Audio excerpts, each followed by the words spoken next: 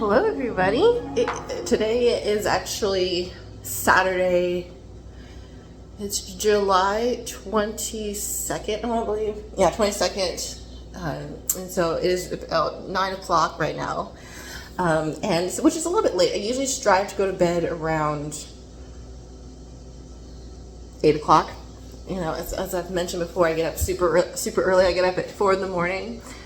Which is kind of like, I don't know, I feel like sometimes, people think that's really late, but I am such an early bird. I love to get up really early because that's the day, that's the hour, I believe, where it's like I can have a slow morning, make breakfast, do physical activity, and then I basically will be on my way to work. And so it feels a lot better, and you're able to receive a lot people a lot better when you're up in the morning. And I know, like, in a spiritual point of view, people have talked about how getting up early in the morning is like the best, especially like from a spiritual standpoint, is that early in the morning is basically when God works. Like throughout the Bible, a lot of people get up early in the morning to do whatever it is. So early in the morning is the best time, and then, so yeah, right now, I know it's not really dinner. It's like, I guess it's dinner time, depending on where you are. But since it's 9 p.m., I am going to be celebrating because, let me get my ice. I am celebrating because today I had my housewarming for my church. They threw me a housewarming for my new apartment, and I got a lot of really cool things. And I'm also celebrating because this is actually the very first week I've been riding my bike to and from work, and I picked it up last weekend because when I bought it last month, I put it all together, but then it just something was wrong with the brakes. And because I know for a fact that I'm not going to be riding a bike with bad brakes that aren't really sure, so I took it to this bike shop that was down the street from my house, and they fixed it. They were backed up for like a while, so I had like 3 weeks or something, and it kind of came in during that week because last week was actually my birthday. So I turned 26 years old, so I am no longer on my parents' insurance, and fortunately for me at this time, I also have another job, so it kind of really worked out. So 26 is actually is much more than anything a celebration because I've done so much. And then so I kind of feel like I want to talk about the fact that, like, with having this bike, and it's a very big spiritual thing, like a very big mental thing, is that, and also right now, because I've already eaten dinner and I'm actually having wine. This is the Schloss Biebrich.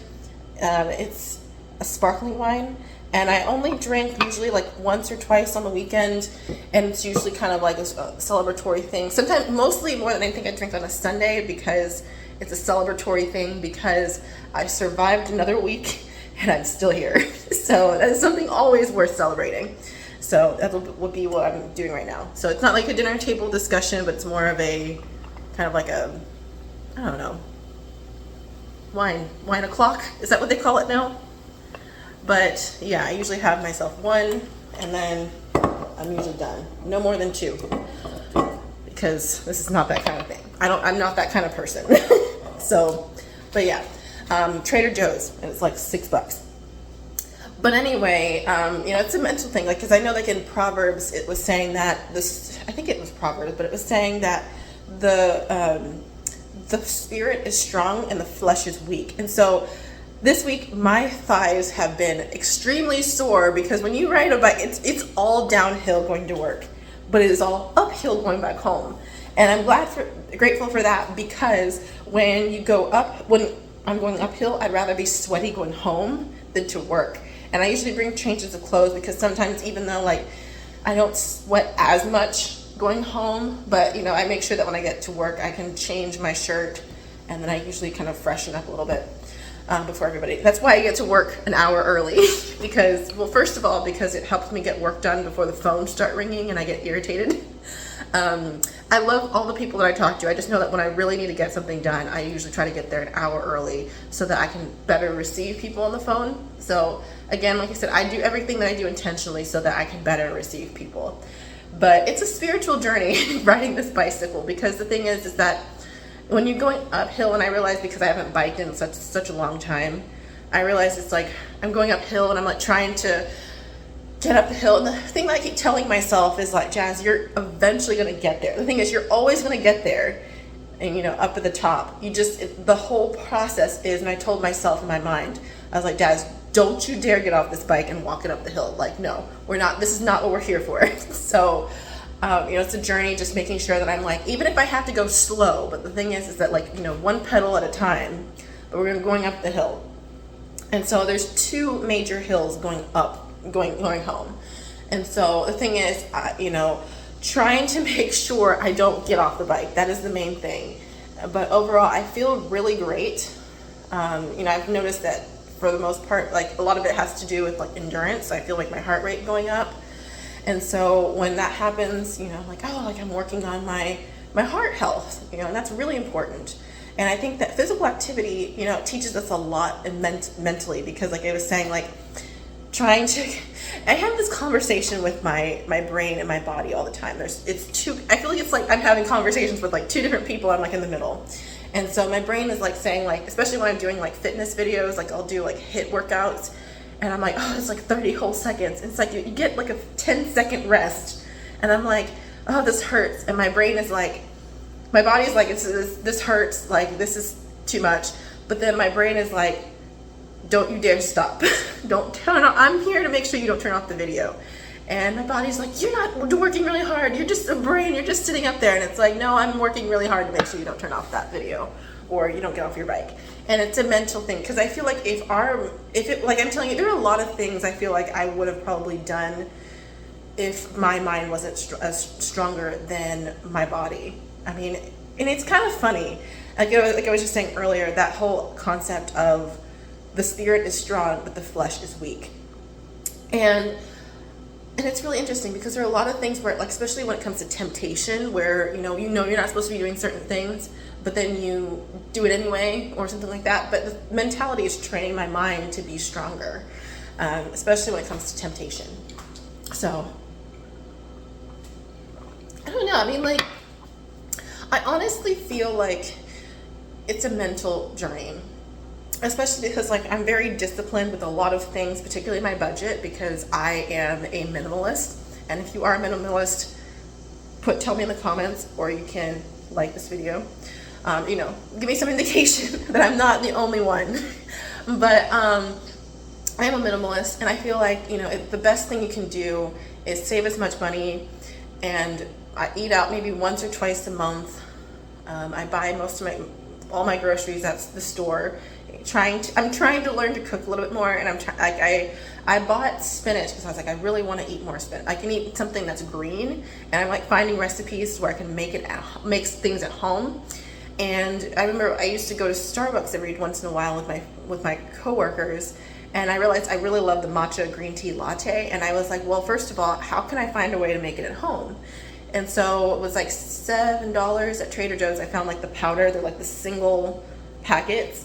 And then I found a recipe online, and I made it at home. So like every time you really like something outside of work, it's really a lot cheaper to try to figure out if you can make it yourself.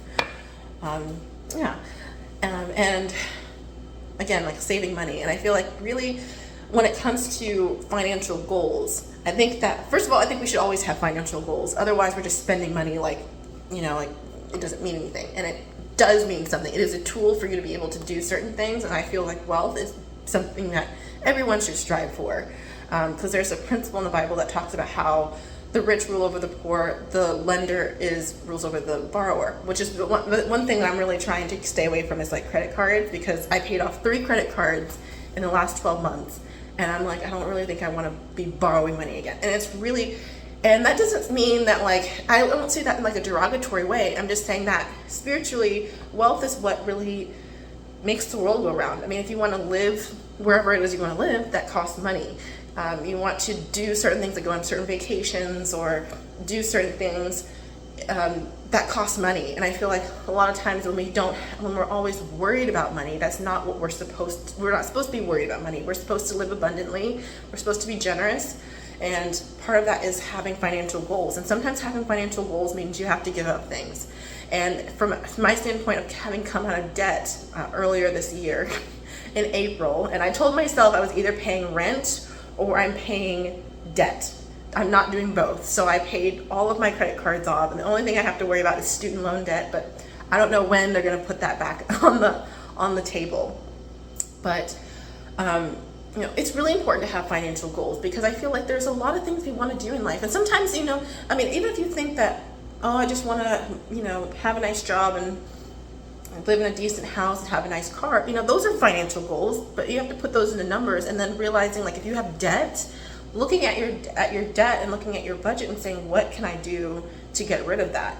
That was a choice I had to make, because for me, and I still sometimes feel like I have PTSD when it comes to finances, because I remember what it was like in college, as well as like a few years after, like even a year or so after I had graduated from college, what it was like to not have food or have scarce amounts of food, and I would portion everything out, and I would buy groceries, but it was just like little portions at a time. And I was the person who, when we would go out with friends, I was like, I just want to buy whatever is not going to cost me a whole lot of money.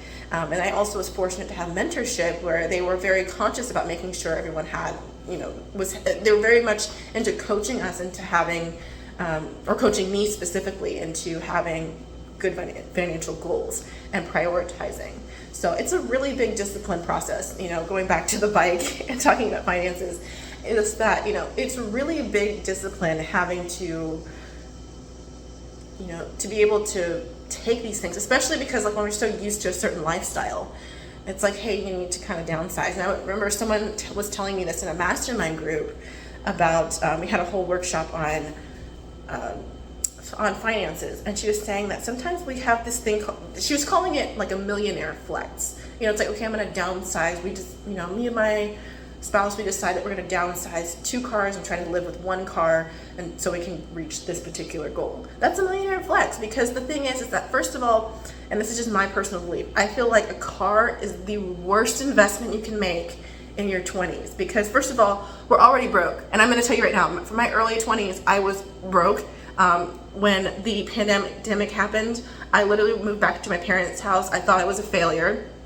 And I remember I didn't go to church for 2 years, because everyone at church was asking about me. My mom and dad were like, well, you need to come back to church. I'm like, no, they're going to ask me what I'm doing, and I'm going to tell, and they're going to think I'm a failure because I had to leave, and, I was waiting on unemployment, and I had, and I will be honest with you, I got sued by American Express because I couldn't afford to make these payments because I had lost my job, and like I said, unemployment didn't come through, didn't come through yet at that time.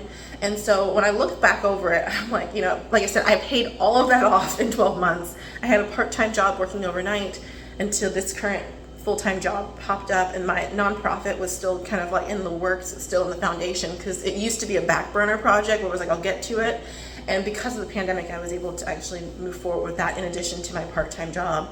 And, I have a lot of plans I want to do with that. And so I had a really big, I had a whole, I want to say, transformation during the pandemic. So, and I know like a lot of time, it affected a lot of people. And I feel like the main thing was I had to look at myself, especially after I paid off all that debt, and I prioritized, and I got to the point where I actually really enjoyed paying bills. I really, especially because I was living rent-free with my parents.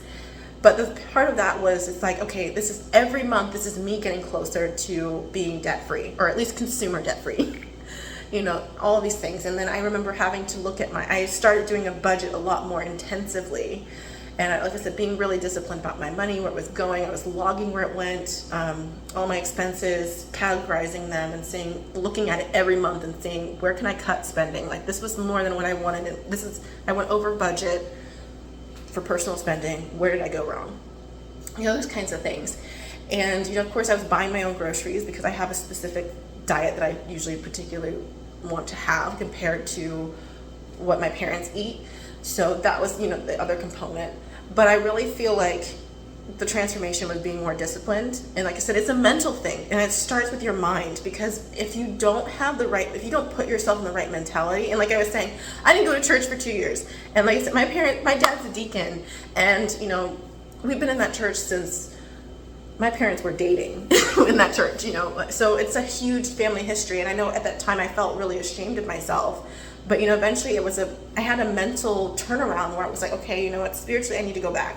You know, there are a lot of people that really cared about me. And the thing is, like, especially with this housewarming party that I just had earlier today, was because people cared. And I think that sometimes, like, especially like if there's anyone else who felt that way, like felt like they were a failure, oh, I have to go back and live with my parents, oh, I have to downsize things, or I might have to close my business. But I think the real thing is that looking at, okay, how can I turn this around? And I think everyone really needs to take time to process. And that was the part that I really respected when my parents let me kind of figure my things out, because I think sometimes we feel like, oh, like, you know, like it's fine, like I'm gonna just go and do this and whatever. I think we need to have time to process, because when we skip that process of kind of grieving, then we kind of just go into it just shows up in other ways, and we can make really terrible decisions.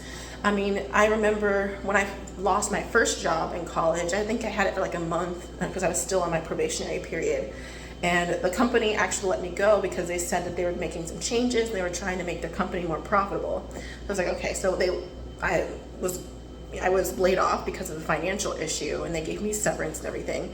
And I remember I was telling my mentor one time, I was going to a conference in Portland at that time, and I was on my way to the airport after that day. But then getting, you know, laid off that day, I was like, it's fine, you know, I'm going to do this. This is what I'm going to work on, blah blah blah. And then she's like, all right, this is great, this is positive. But then there was a point in time, because I was couch surfing before I got my the job that I had at that time, and I finally found my own place. The main thing, there was a point where I was just like, oh my gosh, I am unemployed. And I just had to sit and just kind of realize that, especially like when the pandemic happened, I lost another job that I had. It was a really rough time, because 2019, I will tell you, was the worst year of my life, because that was right after college. It was a rude awakening. And, you know, living in California as well, it was really expensive. So that was a really big rude awakening for me. And, you know, like I said, I feel like everyone has one. It's like, welcome to the real world. You know, it's a really cruel place. But the thing is, life can be very good, you know, like I said, it can be good over time, because you have a whole lifetime. So I feel like, especially as a young person, it's like, and I was telling my mom, like, I'm like a failure, and I'm just not. And she's like, Jazz, you're literally 21. You have a whole life to figure out what you're going to do and, you know, create your own future. You know, this is just a small part of a bigger picture. So, you know, but I feel like sometimes we just feel like, and this is how I feel about, you know, like where, you know, toxic positivity, we feel like we have to be positive, everything's fine, everything's great. And sometimes it's like you have to admit to yourself, it's not. And I feel like sometimes people find that grieving process to be really, like, they're like, oh, that's negative. I don't like negativity. And I think it's not negativity. Negativity is like, in my definition, is like when you're causing problems for no reason. Like, you know, when you're like gossiping, or when you're, you know, putting other people down. That's negativity. That's terrible. But when I talk about negativity in terms of like recognizing negative emotions that aren't happy, and it kind of makes me think of, you know, Inside Out, where, you know, spoiler if you haven't seen it, but it's like, you know, joy, you know, the whole movie, it's like joy is just like, we need to be happy. We need to be happy. And it's like, no, we don't. And sometimes our emotions are ways to figure out that something's wrong, and we have to process that ourselves. That's why I feel like, you know, in certain cases, people can become alcoholics, drug addicts. I work for a judge, you know, for my full time. So there's sometimes where I feel like, you know, I've seen people where they're, so say like, what's your drug of choice? Okay, how long have you been using? And they'll say, yeah, I've been using since I was such and such age, when my mom died, and then that really just destroyed me, and I just started using again. You know, sometimes when we don't know how to process our own grief, and sometimes I feel like that's something that we as a people, we need to work on sometimes. But I know for me, because I'm very introverted and I spend a lot of time with myself, is that I really love thinking about, okay, well, I'm in this process, and I think we need to kind of go through a grieving process, and then after we kind of get to a point where it's like, okay, I'm tired of laying around moping. Okay, let's do something, you know, but you need that time. You know, and I'm still in awe of where I'm at right now, because I really felt like, you know, years ago, I would never be able to afford to live in this apartment. Especially if I was still living in California, it'd be really expensive. But, you know, like I said, we have to have that time, because it's kind of like, and I feel like even spiritually, that's a really great place for God to work in you, like especially because even though I wasn't going to church, I was still reading my Bible. I was still doing, I was still trying to inject positivity. And if you're watching this and you're not a Christian, that's perfectly fine. Like my whole thing is I really want to I'm using this channel to kind of start discussions, as well as, just kind of to encourage you in any way. And, overall just to spread kind of like thoughtfulness, I guess. I feel like we need to kind of internalize sometimes. I don't know. So, but part of that, going from, which is funny, but yeah, going from, the mental aspect is we can't move forward, especially like, even I'm thinking about, when it comes to like a breakup, you can't move forward if you don't take that time to process, especially if that person was very important to you, or you had a long history. But eventually you have to have that grieving process, because if you don't, it'll show up in every other way. And especially if you're trying to move on to another relationship, it's going to just kind of carry over in certain ways. So I think it's really important to take that time. So I am going to sign off, but I wanted to basically pop on to kind of just share my thoughts for this day. So if you have any comments, I really would, or any thoughts, I would love for you to share those. Let me know what you think. And like I said, I love just positive discussions, about life. So, all right. So, bye.